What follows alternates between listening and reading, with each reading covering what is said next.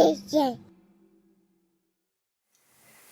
what's going on, everybody? My name is Chris Good. This is half of YaceYase LLC, and you're watching Man Up, brought to you by men just like you. What's going on, everybody? Once again, my name is Chris Good. I'm the creator of Man Up, a show for men, brought to you by men just like yourself. This is the pilot episode, so normally I'll be doing an interviewing and it'll be somebody else sitting in this chair, and I'll be sitting out to the side, maybe behind the camera. You might see a little something of me. But this is the pilot episode, like I said, so I'm basically going to be giving my life point of view and interviewing myself. So bear with me and subscribe to the channel. So I just want to start off giving a little background about my life. So like I said, I'm 26 years old, born and raised Northside Pittsburgh, Pennsylvania, you know what I'm saying, 15214. Shout out 15233, you know what I'm saying, Manchester. And I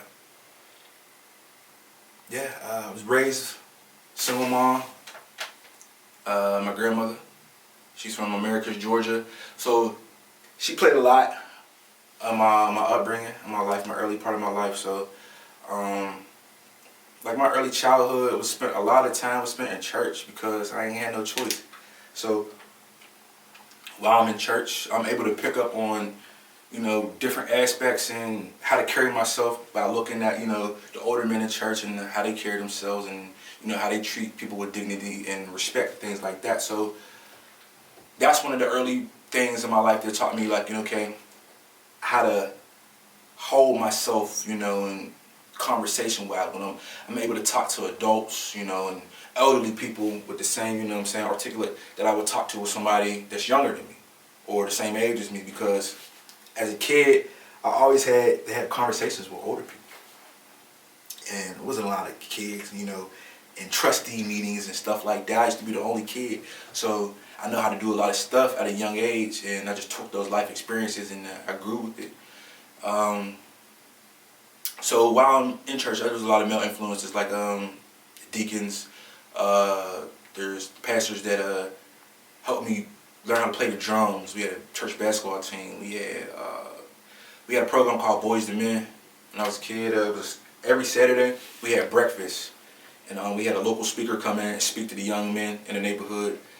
Very uplifting. Things that I think that need to be done today in our environment, our community, because there's not a lot of positivity with, you know, social media going on. You see a lot of people wanting to be like people off of social media and having this image and this plight that, you know, they think they gotta live up to because it's put out there in front of them. So that's how they feel like they gotta live. But I feel like with the proper guidance, we can help make a difference in the change in the generation beneath us, because the generation before us tried to help this generation, but you can only help who want to be helped. So I make that part of my mission to help the young people, and not even, it could be people my age. If I can help give you any type of insight, you can give me some type of insight that we could grow from that, then that's what we need, especially black males. I also want to talk about the environment that helps shape, you know, a lot of people come from the inner city.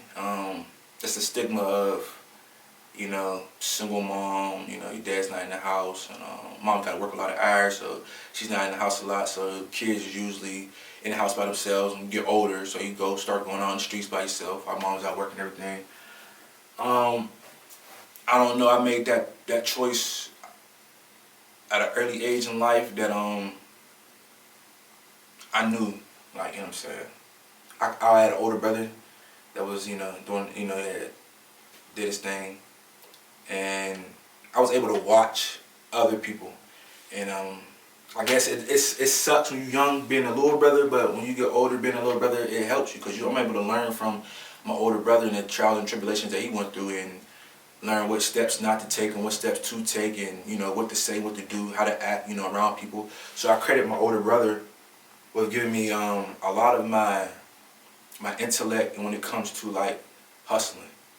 Like, I watched my brother hustle, you know what I'm saying, from a young age, you know, high school, hustling, you know, beyond that, hustling. But I took what was in him and I put it towards, you know, all right, I seen my brother go to jail. how can I hustle and not go to jail? What can I do to put myself in a position where I can make, the same amount of money, if not more, doing something legal, but taking the same type of craft that he had. And I credit my brother because he did a whole 360 in his life. I mean, a whole 180, turned his life around. It's what you go through as a man. And I think that a lot of men just think that you have to be this certain man, the street hustler can go be a family man if you really want it that bad. If you really want it in life, you can do anything you want to do in life. But there need to be more people telling the youth, like, hey, you know what I'm saying?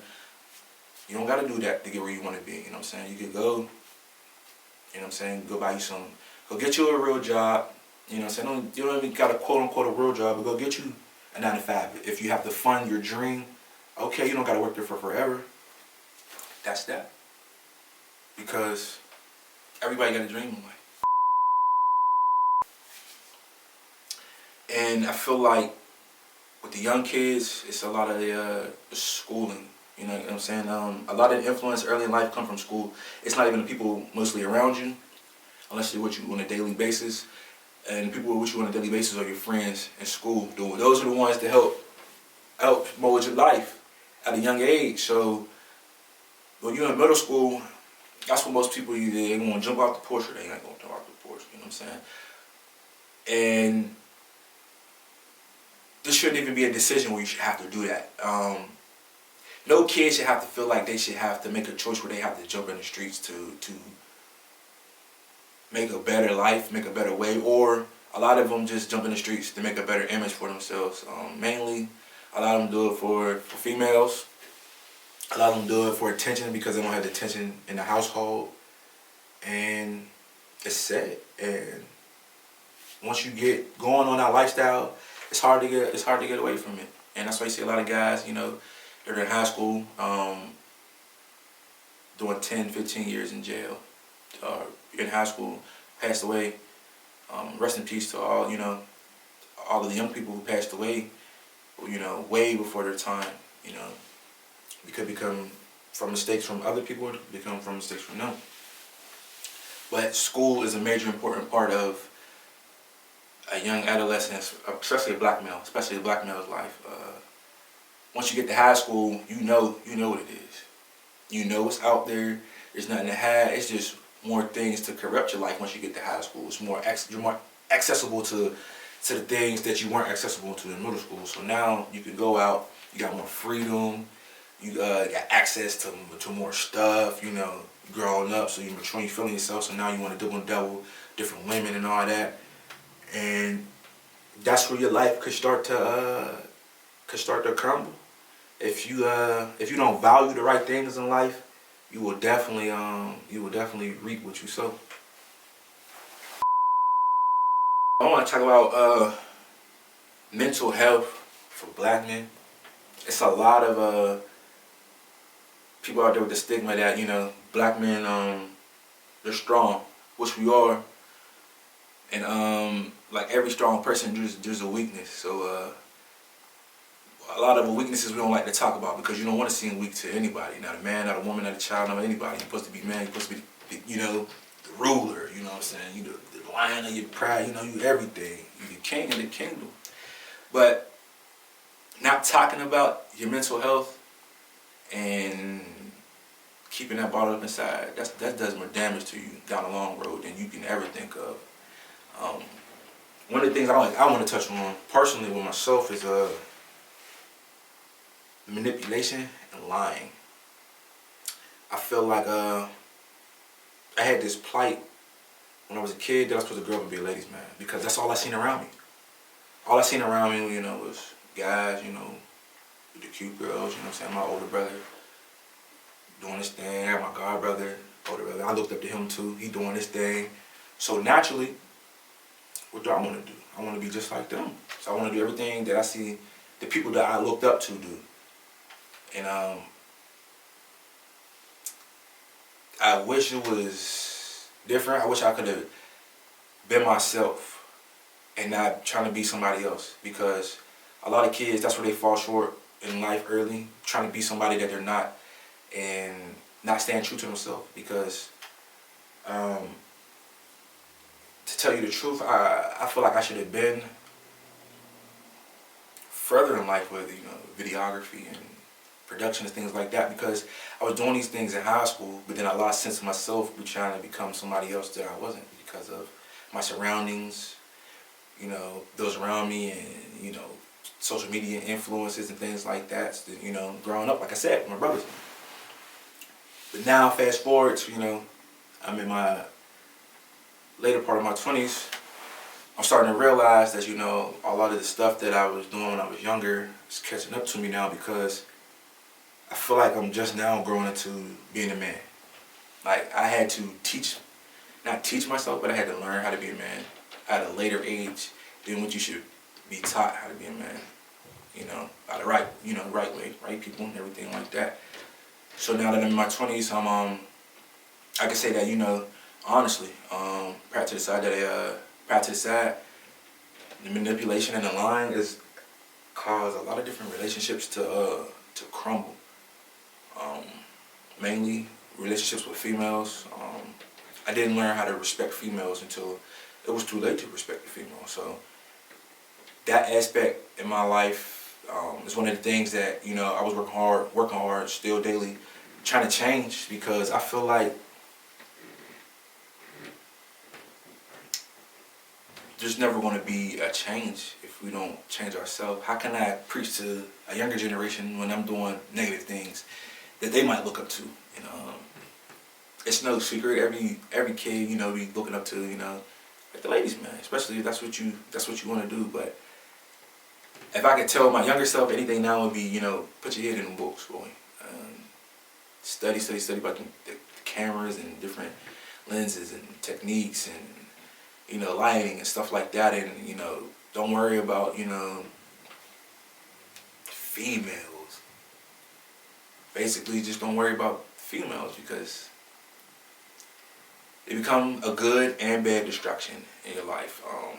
A good female can become a good distraction in your life and distract you from the bad things in your life, but a bad female can distract you from the good things in your life. So you have to be careful with those type of things like that, because you don't want to mess it up. You have to know it's the yin and the yang. The next topic I want to talk about is respecting women. That's a big topic, because I feel like in my generation, a lot of men don't respect women because we see them not respecting themselves. It's not an excuse. It's just an honest opinion that I have. Excuse me. Social media helped change a lot of views on how people view the opposite gender of women. Now I feel like you can get on social media and see, a woman that you probably 15 years ago, 20 years ago, you'd never seen, full, body images and everything like that. You can buy people's nudes on the internet now. So it leads a lot of men to disrespect women that don't even need to be disrespected. Because now you got this image in your head that there's a woman like this, well, then they must all be this way. Or if I treat this one this way, it's fine if I treat them all this way, which is incorrect. But it's one of the things that we have to talk about as men, and we have to learn how to honor women in the right way. Those that want to be honored in the right way, and those that deserve to be honored in the right way. My last topic is going to be relationships with your father. This is probably the most crucial element of a young black male's life, is his relationship with his father. A lot of people grew up without fathers, absentee fathers, or fathers who weren't there when they, needed to be there, or whatever it may be. Me being a father now, I realize, different aspects in life where different things need to be said or different things need to be done that, I didn't always get as a young person. Like, I don't want to get the wrong idea about my dad. My dad, always been in my life, but I think there were just certain things that a father should teach his son that, I feel like I had to learn later on in life, Those type of things, like I said, when we go back to, the relationship with women, You know, I wish I would have learned at a younger age how to have cordial, respectful relationships with women. Just different things in life, that a father's just supposed to, teach his son. And that's what this generation, that's what we got to do. We got to be pride to the side, humble enough to understand that, we have shortcomings and that they need to be addressed. And the only way to address them is to actually speak about them. If we bottle everything up every day and we don't speak about everything, then nothing goes, change. Everything goes unsolved, and it flows to the next generation. And they take on our cancerous and toxic problems and create them, snowball effect, domino effect, and it'll never end.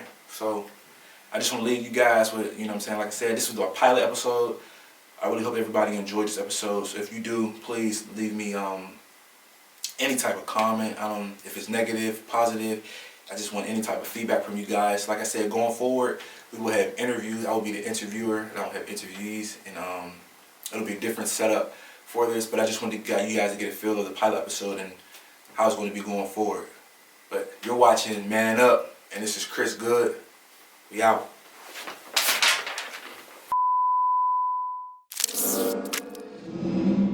Yeah.